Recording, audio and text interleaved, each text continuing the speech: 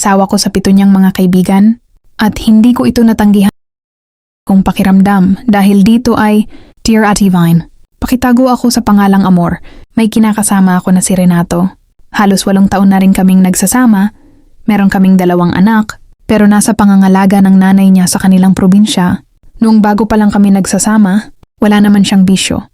Pero habang lumilipas ang taon, unti-unti itong natututong mag-inom at dumarami ang iba't ibang kabarkada. Parehas kaming may trabaho ni Renato. Mas busy ako sa work kaysa sa kanya dahil sa overtime. Pag umuuwi ako palagi na lang siyang may kainuman sa bahay, lalo na day off niya kinabukasan.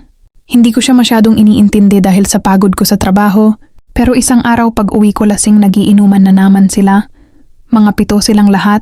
Pagpasok ko, nakarami na sila. Sabay akbay ng asawa ko at nagpakita ng pagka-sweet.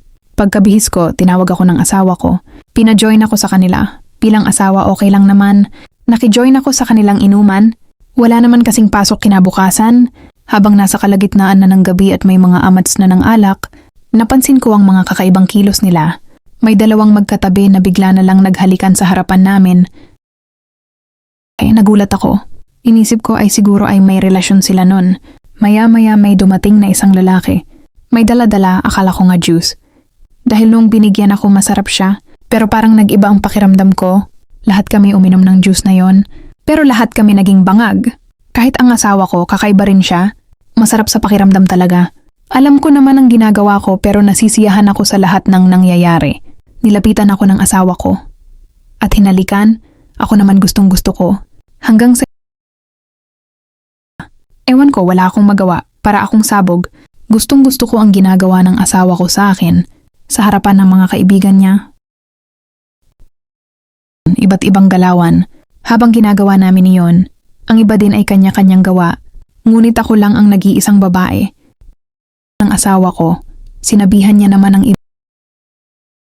At siya ay sa iba, kaya at may as in walang kawala kahit pinakamaliit na bahagi ng aking katawan, pero pakiramdam ko ay ang saya.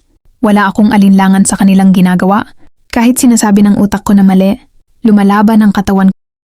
Kinabukasan paggising ko, nasa tabi ako lahat wala. Nang hanapin ng aking mga mata si Renato, katabi niya ang ibang kaibigan niya. Dito kapag tanto ko ang kaganapan ng gabing iyon, mabilis akong nagtungo sa CR. Naligo habang umiiyak. Nagtatanong kung bakit nangyari ito. Bakit ginawa ito sa akin ng lalaking pinagkatiwala ko ang buhay ko, ang kinilala kong asawa, ang bahagi ng buhay ko. Bakit? Pagkatapos kong maligo, kinuha ko ang bote ng juice na may laman pang kaunti. Umalis ako at pinalab test ko ito. Dito nalaman ko na ang juice na iyon ay isang uri na pinagbabawal. Umalis ako sa bahay. Nagtungo ako sa aking kapatid. Alam kong hindi ako masusundan ni Renato. Nag-iisip ako, nalilito, hindi alam ang gagawin. Gusto kong mabigyan ng katarungan ang nangyari sa akin. Pero paano kami ni Renato? Paano ang aming pamilya na matagal kong iningatan?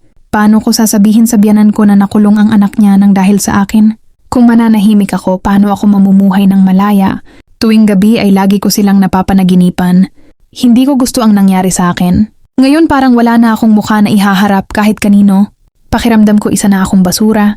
Sumulat ako dito upang humingi ng payo. Sobrang nalilito na kasi ako. Hindi ko alam ang gagawin. Sana mabigyan niyo ako ng payo dito. Hindi madali ang pagsubok na ito sa akin. Salamat.